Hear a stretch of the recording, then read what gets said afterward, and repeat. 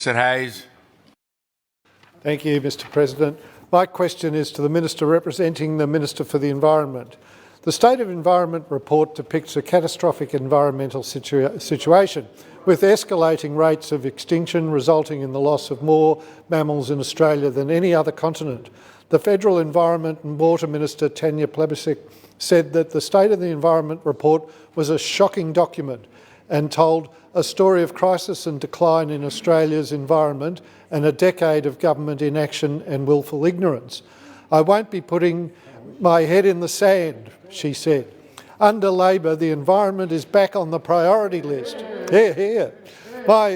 My question is, given a lot of this report includes a shocking depiction of Victoria's current environmental scorecard, will the state government also be getting their heads out of the sand and putting the environment back on the priority list? Thank you, Minister Lane. Thank you, President, and I thank Mr Hayes for his question, which is and his passion around the environment, which he shows regularly in this chamber. This is a question for Lily D'Ambrosio, the Minister for Environment. President, I haven't secretly been sworn in as a Minister for Environment as well, which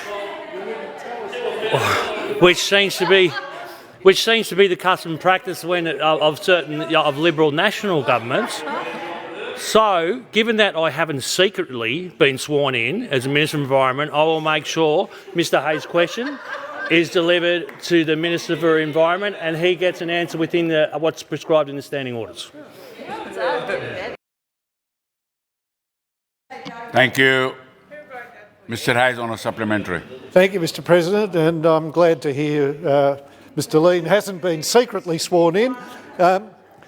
My supplementary is ecologists list land clearing as a top cause of wildlife losses, and the State of the Environment report said between 2000 and 2017 there were 7.7 million hectares of land cleared across Australia and 93% of the vegetation was felled without federal approvals for threatened species habitats. A prime example of this in Victoria relates to the recent approval for Grantville sand mines, where despite populations of vulnerable species listed under the EPBC Act being present on the site, the government granted approval to allow the ripping out of a vital biolink connecting two conservation reserves. This was done without referral to the Commonwealth EPBC Act. Can the Minister explain why federal approvals are not sought before clearing land to ensure endangered species are not made extinct?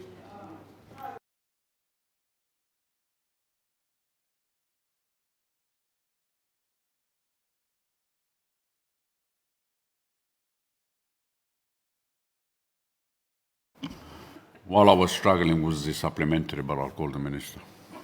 Thank you, President, and thank you, Mr Hayes. And that's a supplementary question, obviously, for the Minister of Environment. I'll make sure that she gets your question and you get your response as prescribed in the standing orders.